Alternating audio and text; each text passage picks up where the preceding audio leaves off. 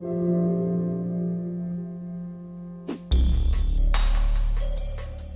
week, the Star reported on an unclassified CSIS document that concluded that so-called lone wolf terrorist attacks are more likely to be perpetrated by people with ties to white supremacist ideologies than they are to be perpetrated by radical Muslims.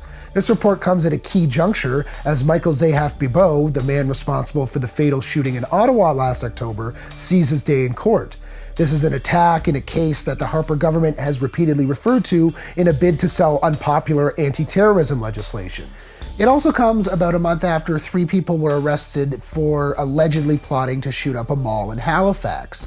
Despite these suspected would-be attackers' connections to neo-Nazism and their co-opting of Holocaust death camp imagery, these attacks were not deemed to be culturally motivated by Canada's own Justice Minister. Like, Murderous Misfits to me sounds like a gritty reboot of The Little Rascals or something like that.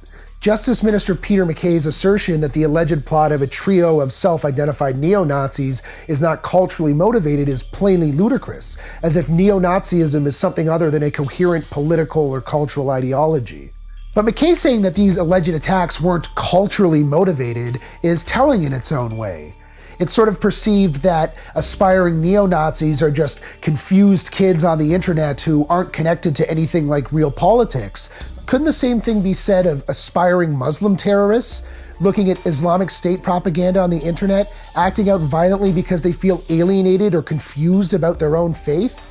Hopefully this CSIS report will help strengthen arguments that terrorism in Canada can't just be defined as the actions of radicalized Muslims against the non-Muslim world.